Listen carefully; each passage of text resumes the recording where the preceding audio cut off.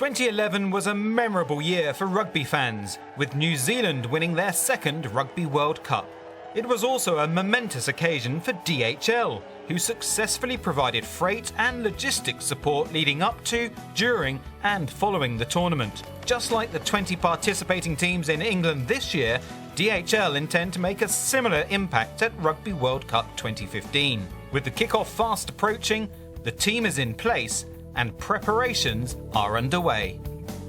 With the tournament just a few months away, the focus now is very much in terms of finalising the plans, looking to lock in all the work we've done over the last year plus and be on the same page with England 2015 and same understanding of what we need to deliver. The key elements to making this tournament a success certainly start off with the planning. We've spent the last 18 months working very closely with DHL in partnership, developing these plans.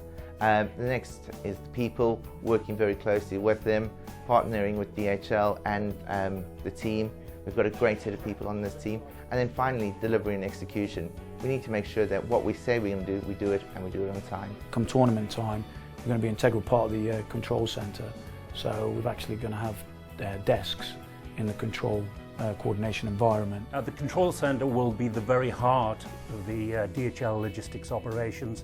We will be measuring, monitoring, we reckon, over 1,000 line haul movements and making sure all those line haul movements arrive on time.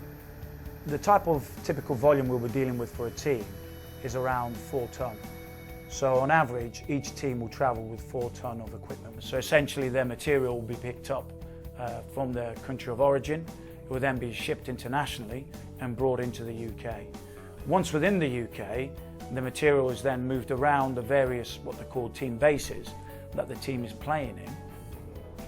And we support that, so we follow the team in that pursuit, ensuring that their freight is available to them as they move from one location to the other. A typical team move will involve 2 18-tonne trucks, where basically we'll be having one truck will be moving from the hotel to hotel. The second truck will be moving from training ground to training ground predominantly. Most of it is analysis equipment, giving the teams their competitive edge, but also they like to bring in those home comforts, the things that make them, while they're away, make them feel like they're at home. We then support that further through other work streams and activities that we'll be doing. So for instance, we'll be doing the warehousing for some of this equipment, we'll be doing the deliveries to stadium, we'll be getting involved in the dope testing and the runs of those to the lab with the samples. We'll be providing the kit vans for each team. When it comes to the tournament time itself, we'll have in excess of 120 people engaged and involved with delivering the Rugby World Cup. Now that number in itself just represents the UK contingent. I think what's quite important to note here is that we're actually harnessing the capability of our network globally.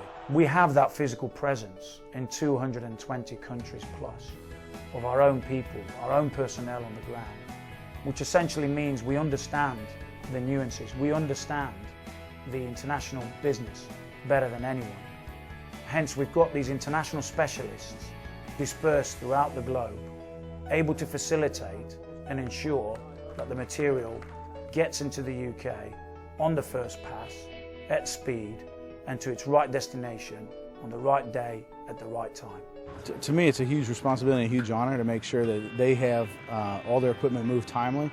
It gets there, there's no holdups whatsoever, nothing's damaged whatsoever. It arrives in a pristine condition that they like, so that they can just worry about playing the game on the pitch and not have to worry about anything else.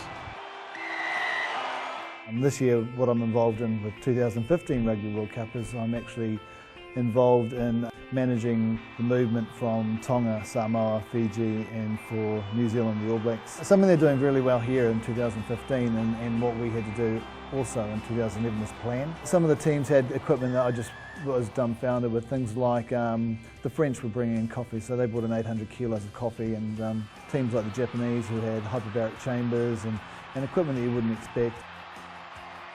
Success is not being noticed. Success is having them be the stars, and you know, if something does come up where there's a concern, that's how we know that we haven't done what we needed to do, because we become visible. So the idea is be invisible and lead perfection for them to go and be able to do what they do on the field. The three key elements for me are premised on the planning and ensuring we plan. It's premised on the partnership and the strong relationship with England 2015 and ensuring we are truly working as one and delivering to the same script. And lastly, most importantly, actually delivering.